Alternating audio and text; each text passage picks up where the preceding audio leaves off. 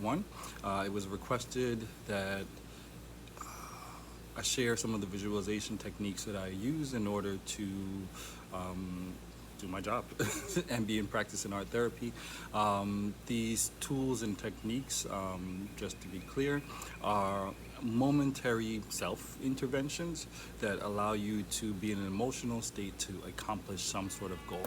Sometimes, when these are linked to repetitive emotional patterns, you may want to just take it to your therapist or do some therapeutic work in order to address the root of these emotions or feelings. But these particular visualization techniques, in the way that I've used them, is basically to aid in allowing me to accomplish things emotionally that may be difficult in that moment. So, also to keep in mind is that these interventions are not in any way clinically based, meaning that I didn't do research on them before I created them. Um, Pretty sure someplace out there, somebody's using these exact tools in a different way. But these are things that I just kind of thought of as I was working that were helpful to me. There is a lot of information about clinically based visualization in order to help people for various reasons and for various things, but these are just things that I kind of made up. So keep that in mind. These may be a good thesis topic for something for you to explore. So again, take them with a grain of salt. Use what works for you and throw away what doesn't, or tweak it in a way that is more personally effective. So let's get started. The first, so I have 6 visualization tools that I'm going to use in order to, and I kind of chunked them in ways that would hopefully be helpful. So the first one, just as a recap, is the drawer method. Um,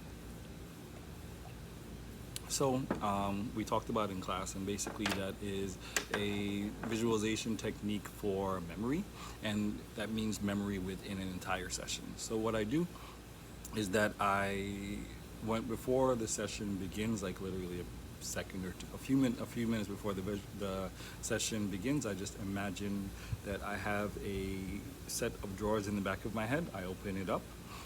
Whatever happens in the session happens, and then at the end, after the client has left, I just imagine, or probably in that feeling state, and then I imagine all of that stuff going into the drawer and then closing it, and then the client's name is on that.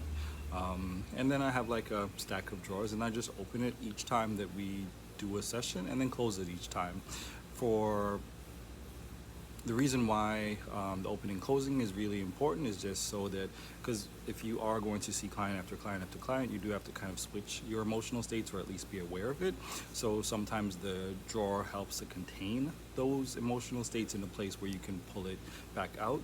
It's kind of based off of something similar called a memory castle, where basically you imagine thoughts or emotions or names or anything that you want to remember being put in a physical place, and then you visualize walking around in that space, and it allows you to remember these very specific things because the container is kind of already set. So the second visualization tool is something that also mentioned in class called the anger stream. So that is based off of the car.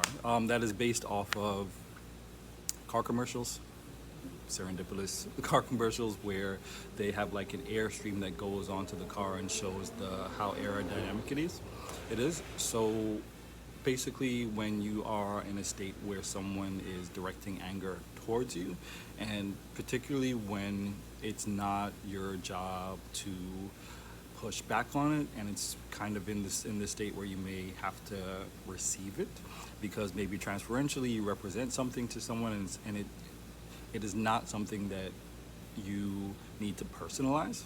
So, because of course you have to process anger, especially when it comes towards you or when it's coming from you. But in this particular situation, I use it when it's something that kind of is not necessarily about me, but I have to tolerate it. So what I imagine is the anger is a stream of energy or air or whatever it is, and it just basically goes around me in the same way that the aerodynamics of a car, wind will go around as opposed to going through. So that means that I don't have to react, and B, I don't have to personalize.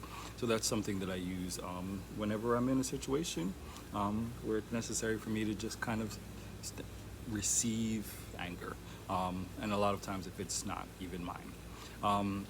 Number 3, I use when you are in a situation when a client's maybe emotional state is really difficult to tolerate. Maybe it's just the way that they operate in a way that is personally caustic to you before the session starts, especially when I know that this is how this person operates, and they come into the session like this. What I do is imagine, just like the techniques in meditation practice, where they will use a ball of light to calm you. In this instance, it's like a ball of light that is some sort of protection. But just imagine like a ball of light above my head, and I imagine it just melting into me, and as it melts into me and onto me, it protects me from whatever draining or difficult energy that I'm about to experience. And then I just do that right before the session, and it's been helpful when I know that it's something that may dysregulate me or bring me into an emotional state that is going to be difficult to come out of. So I use the ball of light as a kind of protective something before the session. Number 4. So the next couple of ones are all similar. So 4, 5, and 6. I use a shrinking. So the first way that I use it is a shrinking circle. So what it is when you maybe have been in a situation that there is an image of either the situation or the event that keeps popping back up, and it's interrupting your day or interrupting whatever is happening. So what happens is the image pops up and it takes your entire view, like your mental view.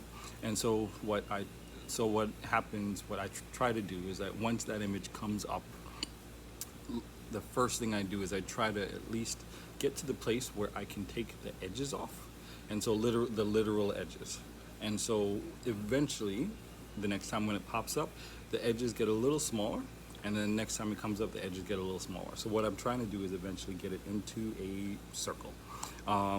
Once that has happened, and that's through repetition and literally just imagining first that it's not in the complete frame, meaning that it's not taking up everything that I'm seeing.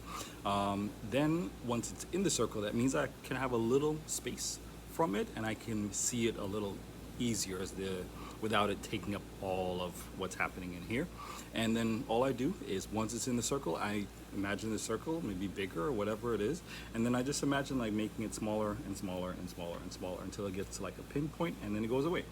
That usually what happens is the image comes back again very quickly, and then all you do is you continue to practice making it into a circle, and then you continue to shrink it and then shrink it and shrink it, and each time you try to do it a little bit faster, and then eventually it kind of exhausts the image, and eventually it goes away for me. The next one, which is similar, is shrinking people. When you are in a situation where someone is maybe complaining or aggressive or doing something that is in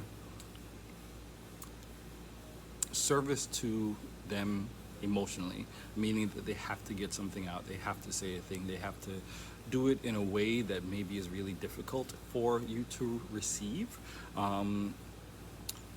you want to be able to hear it, even if like something in your body is just like, no. So what I do is I just imagine that person shrinking, not necessarily in size, but in age.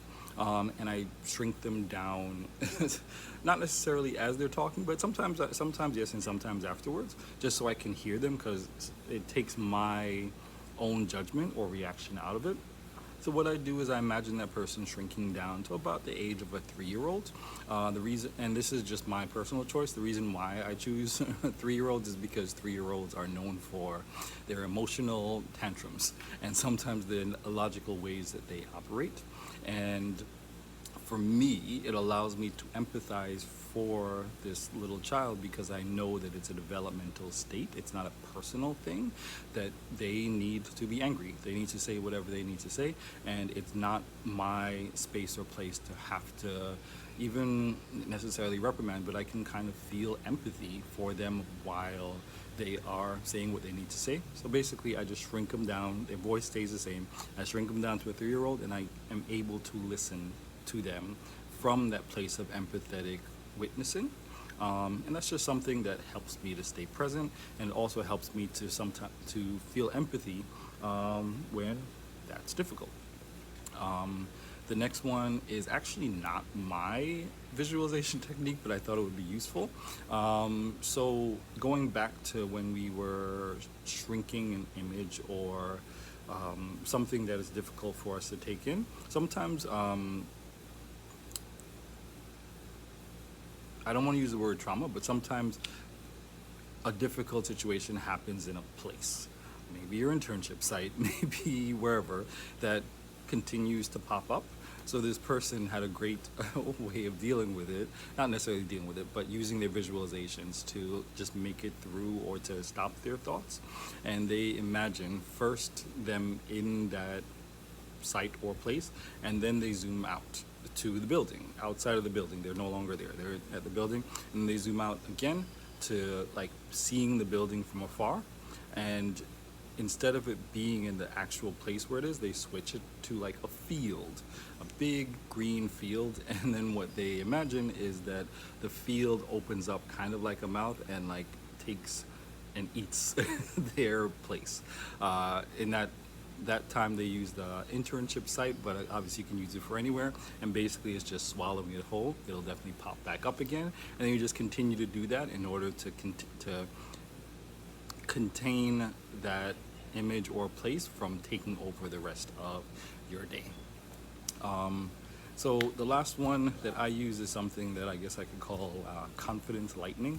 So what it is I use this not necessarily with clients per se, but when I'm in a situation where I have to talk to someone that in the moment I may not feel able to do because of whatever negative thoughts or not feeling confident enough. So I imagine in the ceiling of a place to like some sort of whirlwind, almost like when a tornado is about to form, like black clouds above, and I imagine it in the ceiling. For this one, for whatever reason, I need some sort of movement from myself. And what happens is like I'll aim for a door, or I'll aim for a person. I'm gonna have to talk to this person about this thing, whether it's a promotion or some whatever it is that I really need confidence in that moment. And so what I do is I start to walk. It doesn't have to be fast, and then at some point I mentally say, okay, I'm ready, and then I imagine a piece of lightning coming down and kind of striking me on my head, and then from that moment my agreement is that I will operate from a place of 100% confidence from when that happens. So I imagine myself getting struck with lightning. It's energizing, it's not hurting, and it's like filling me with 100% confidence to do whatever it is I need to do. The most interesting thing about that is every time I've done it, I don't do it very often, but every time I've done it, it's I guess the way that I've been able to react, people notice immediately, which is really, really interesting. And so I use that when I need to get something done. And it just gives me a couple of minutes where I feel completely powerful and in control, and that I'm able to use that in order for a particular goal. So those are my visualization tools. I hope they were helpful. And one thing to keep in mind is that these things will not work the first time. They definitely will not. It takes practice.